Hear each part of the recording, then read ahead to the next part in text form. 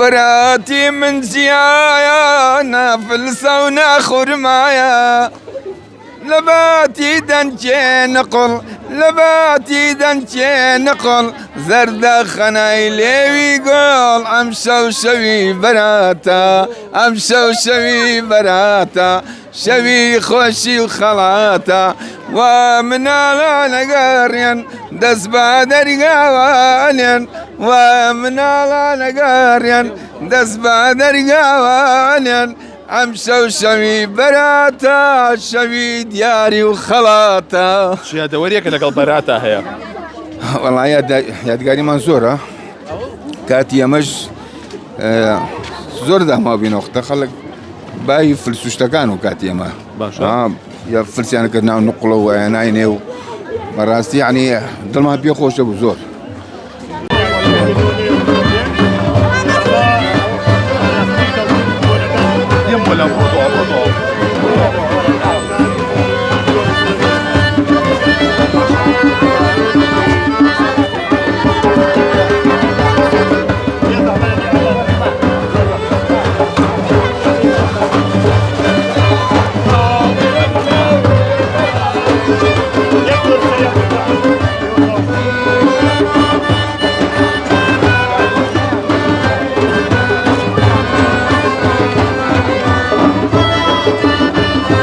مامۆستا سڵاوی لێبێ ئەم مناسبەیە ساڵانە جەناب ڕێژیەخەی هۆکارەکەی چییە؟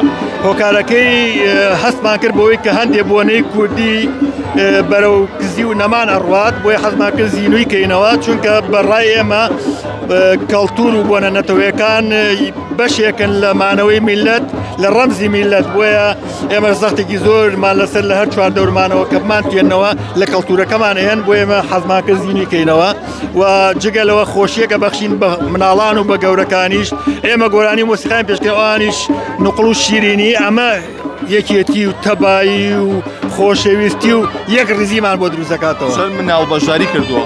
وەڵای زۆرن لە 40-50 مناڵ هەر بەشداری کردووە.